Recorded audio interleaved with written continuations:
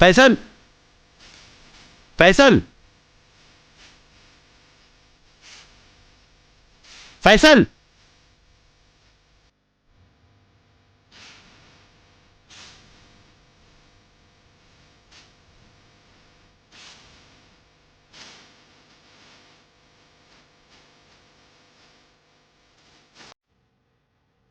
رے کون ہے وہ گستاخ رسول؟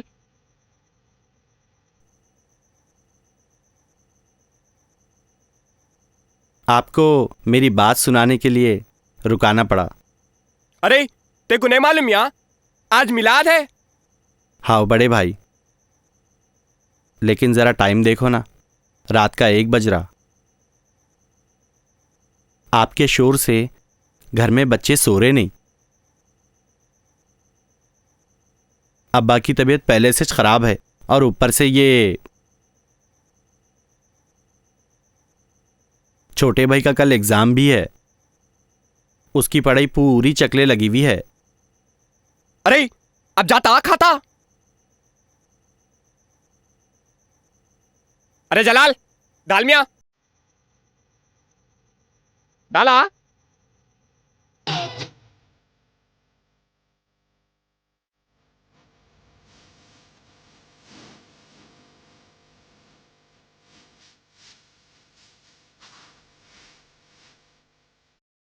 آج کل شور و غل کو دین کا اہم جز سمجھا جانے لگا ہے.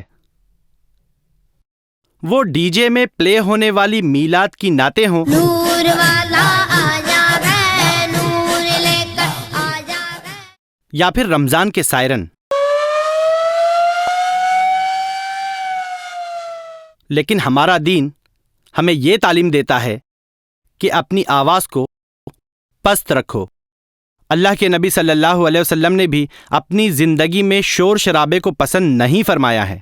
مدینہ ہجرت کے بعد جب مسلمانوں کو نماز کی طرف بلایا جاتا تھا تو اللہ کے نبی صلی اللہ علیہ وسلم نے ناقوس یعنی بڑی گھنٹی یا سینک یعنی سائرن، اس کے بالمقابل اذان کو ترجیح دی.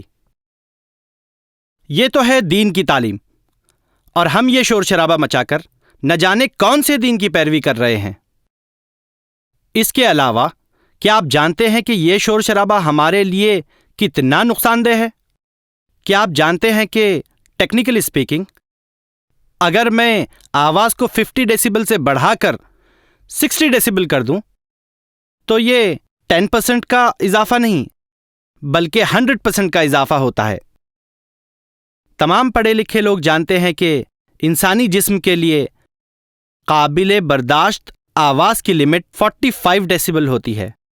اور کیا آپ جانتے ہیں کہ ہمارے سائرن کی آواز کتنے ڈیسیبل ہوتی ہے؟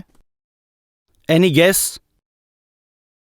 135 ڈیسیبل ٹو 140 ڈیسیبل. اللہ اکبر. یہ آوازیں، خاص طور سے اچانک پیدا ہونے والی بڑی آوازیں، انسانی صحت کے لیے بہت زیادہ مضر ہوتی ہیں. ایک میڈیکل ریسرچ کے مطابق 80 ڈیسیبل کی اچانک پیدا ہونے والی آواز ایک ماں کے پیٹ میں پل رہے بچے کے خون میں آکسیجن کے لیول کو کافی گرا سکتی ہے. دل کے مریضوں کو بھی یہ آواز کافی نقصان پہنچاتی ہے.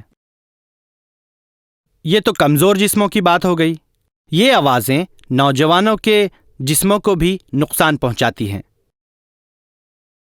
لیکن ان کے اثرات فوراً ظاہر نہیں ہوتے بلکہ وقفے سے ظاہر ہوتے ہیں.